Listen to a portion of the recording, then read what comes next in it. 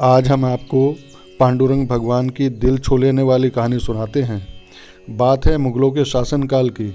उस समय दक्षिण के रंजनम नामक गांव में शांतोबा नाम के एक धनवान व्यक्ति रहते थे। आरंभ में तो यह बड़े विलासी थे, पर अंत में अपने पूर्व पुण्य एवं भगवत कृपा से घर बार छोड़कर पर्वत पर चले गए। उन्हें सच्चा वैराग्य हो गया था। अपनी कहे जाने वाली सारी संपत्ति उन्होंने पहले ही अनाथ, भिक्षुक एवं साधु महात्माओं में वितरित कर दी थी। उनकी पत्नी परम साध्वी थी। पति के वियोग में रो रो कर अपने दिन काट रही थी। एक दिन घरवालों ने उससे कहा कि तू शांतोबा के पास चली जा।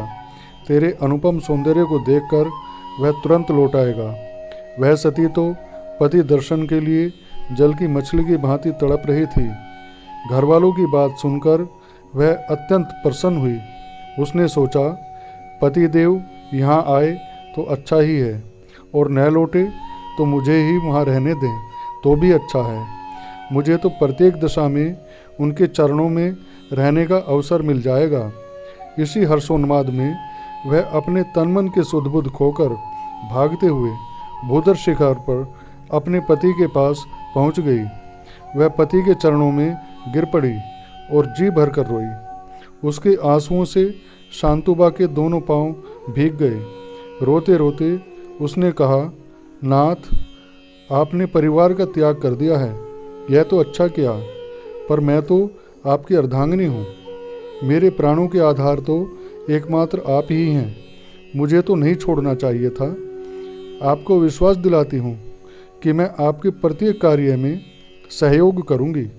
आप जहाँ कहीं भी रहें, मुझे अपने चरणों में ही रहने दें। पत्नी की विनीत वाणी सुनकर शांतोबा बोले, यदि तुम मेरे पास रहना चाहती हो तो तुम्हें मेरी ही तरह रहना पड़ेगा। शरीर के अलंकार अलग कर देने पड़ेंगे और तपस्विनी की भांति रहना पड़ेगा। अन्यथा तुम्हारी इच्छा हो तो लौट सकती हो। मुझे किसी प्रकार की आपत्ति नहीं है।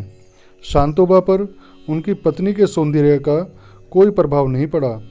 सती नारी ने अपने अलंकार तुरंत उतार दिए और शरीर पर केवल साड़ी रहने दी। उसकी प्रसन्नता की सीमा नहीं थी।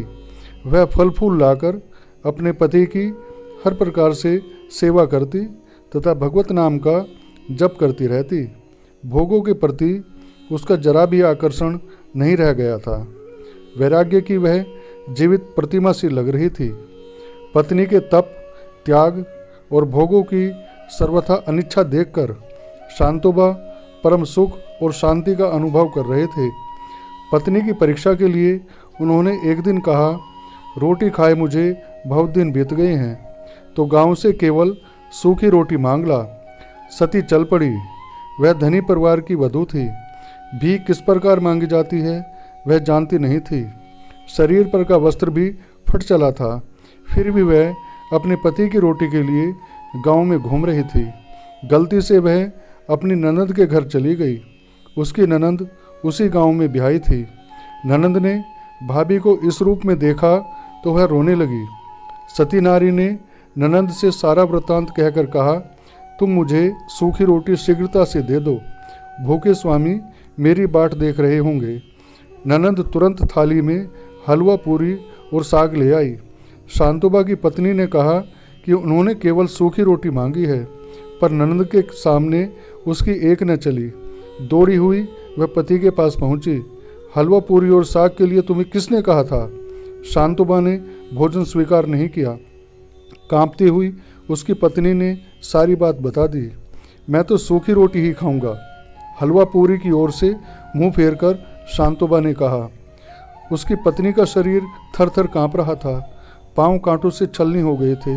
वह हाँफ रही थी, फिर भी पति की आज्ञा पाकर पुनः अत्यंत प्रसन्नता से रोटी के लिए चल पड़ी। दौड़ते हुए वह गांव में गई और कई घरों से सूखी रोटी मांगकर शीघ्रता से लौटी। आते समय आकाश में गरजते हुए काले बादल घिराए। बिजली जोरों से चमक रही थी। मूसलाधार वर्षा भी होने लगी। सती के कोमल शरीर पर पानी की बौछार तीर की तरह लग रही थी। उसकी साड़ी फटी थी, पर वह अपने शरीर की चिंता न करके पति की रोटी साड़ी में छिपाकर भागती चली जा रही थी। थोड़ी दूर आगे जाने पर भीमा नदी पड़ी। उस समय भीमा का विकराल स्वरूप हो गया था। वह पूरे वेग से उमड़ आई थी। चारों ओर अंधेरा छा गया था। अपना हाथ भी नहीं सूझ रहा था। शांतोबा की पत्नी घबरा गई। मेरे स्वामी भूख से व्याकुल होकर अधीरता से मेरी प्रतीक्षा कर रहे होंगे, यही ध्यान बार बार उसके सामने आता था। वह सर्वथा विवश थी। अमावस्या की काली रात थी। वहाँ मनुष्य की गंध भी नहीं मिल रही थी। भीमा को पार करना किसी भी प्रकार संभव नहीं था। सती दुख की अधिकता से व्याकुल होकर पतित पावन पांडुरंग भगवान से प्रार्थना करने लगी, प्रभु, मेरे स्वामी भूखे हैं और मैं यहाँ खड़ी हूँ। मैं छटपटा रही हूँ। इस समय आपके अतिरिक्त मेरा और कोई सहायक नहीं है। हे दया में दया कीजिए। सती फूट फूट कर रोने लगी। पांडुरंग भगवान का आसन हिला। केवट बनकर सती के सामने खड़े हो गए। बिजली के प्रकाश में उन्हें देखकर सती ने पूछा, भैया तुम कौन हो? मैं केवट हूँ। केवट वेशधारी नटवरलाल बोल गए, भैया यहाँ पर मेरा कोई सहायक नहीं है। भाई या पिता एकमात्र तुम ही हो। मुझे किसी प्रकार पार पहुँचा दो। गिड़गिड़ाते हुए सती ने प्रार्थना की और मूर्छित हो गई। भगवान ने उसे कंधे पर उठाया और शांतोबा की कुटी के सामने छोड़कर अंतर्ध्यान हो गए। सती की चेतना भी जागृत हो गई। उसने देखा मेरे शरीर का समस्त वस्त्र रोटी के टुकड़े पर लिपटा हुआ है। वह लज्जित हो गई। सोचा कि केवट ने अपने मन में क्या सोचा होगा। रोटी का टुकड़ा पतिदेव के सामने रख दिया।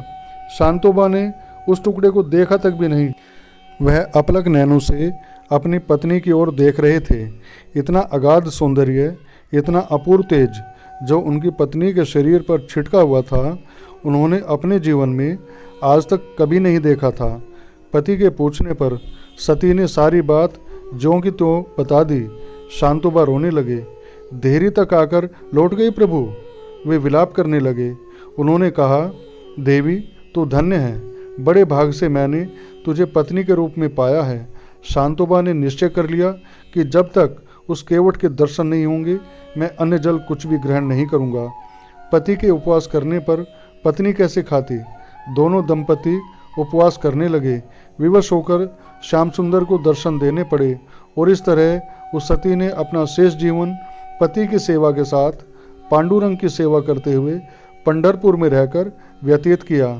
जय श्री राधे कृष्णा।